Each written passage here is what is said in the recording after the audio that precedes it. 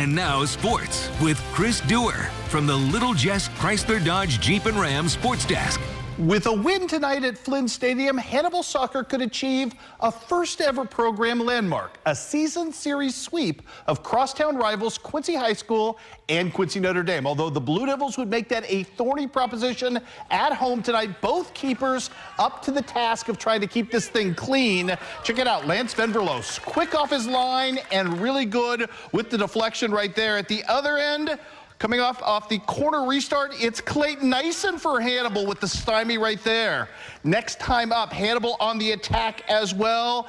And this is Lance Venverlo after Bodie Rollins gets a chance to fire one off. Venverlo doing his thing, and yes, aggressively so. I told you, the goalkeeping tonight, phenomenal off the corner restart. Again, it is Lance Venverlo, cat-like off his line. Good stuff for him. And then more right here, Trace Ruth fires. It's Clayton Nyson. We go to the 72nd minute of this game. Connor Asbury is going to send one, and Brody Wilson is going to get a back end of this thing and just run it down. This is a magnificently made goal, the only tally of the game, and the one that I think Brody Wilson will remember for a lifetime. Beautiful stuff off the deflection as Hannibal pulls off the victory tonight, 1-0. The Pirates are now 8-2 on the season, and everything seems to be going right now for Eric Hill's crew. Elsewhere in soccer tonight, rough night for Quincy Notre Dame on the road at Rochester as the Raiders fall 2-0 to a very good Rochester squad. Let's do some cross country tonight. Tim Lamb Invitational from Southeast Iowa. We're up at Rodeo Park. The girls up first.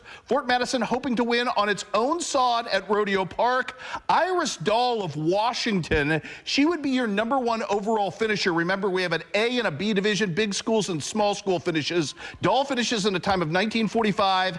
In the A division, Fort Madison's Avery Rump is second there. She's third overall. She staggers her way across the line. Obviously wasn't feeling it at the end, but still comes in second place in the A division in a time of 20:29, and her teammates picked her up as well. How about Ellie Hellman right here? Third in the A division in a time of 20:32. Addison Rump sixth and Mara Smith seventh, as it would be Fort Madison winning the team title with 27 points. Really good work for the Lady Bloodhounds. By the way, KHQA's Hannah Carr comes in 8th in that division as well. Good showing for her. Boys A division now, and we went up because Fort Madison is ranked number 16 in the state right now in their class.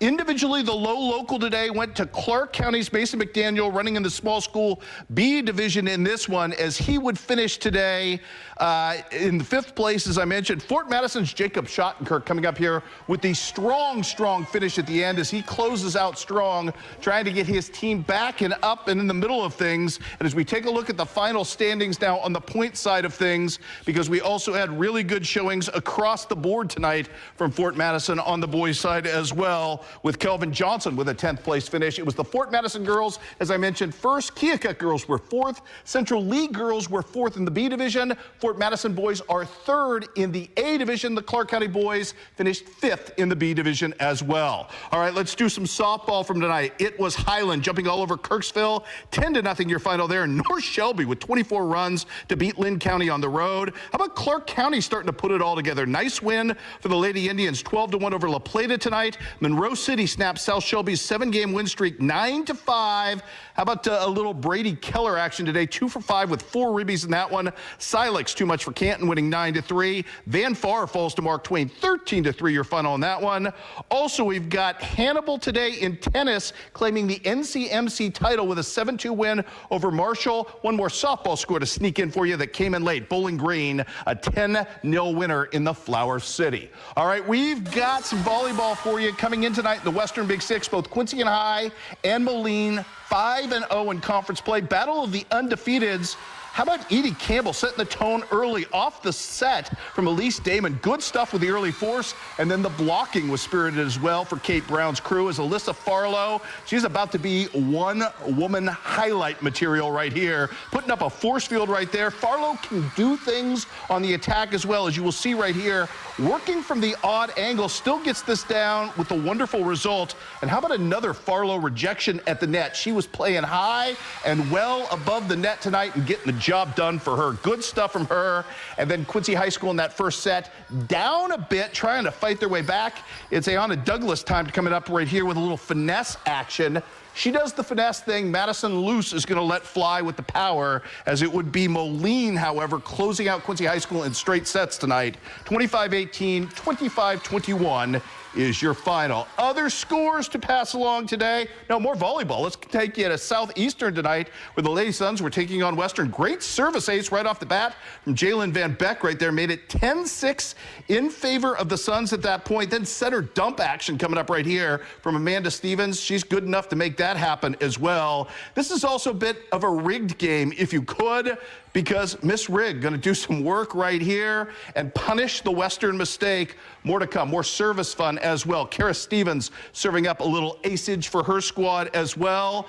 You know what? That's good. And then her big sister, Amanda Stevens, working down the line. A little bit of a power move for her right there. Good stuff as well. Western had some moments in this one. It was the freshman Paisley Patterson coming up with a nice kill coming up right here. But Southeastern wins this 25-15, 25-16 behind 13 kills from Amanda Stevens. Also on the docket, some volleyball to pass along tonight. Rushville Industry, too much for BPC tonight. Brown County falls at Quincy Notre Dame.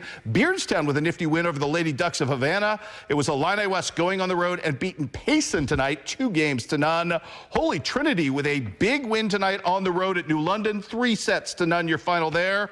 Also, we've got Hannibal getting the win in NCMC play over Mexico, 3-0 as well. Some golf action to push along as well for you tonight. Highland wins a triangular over at Shelbina, 194 the score for the Lady Cougars in this one.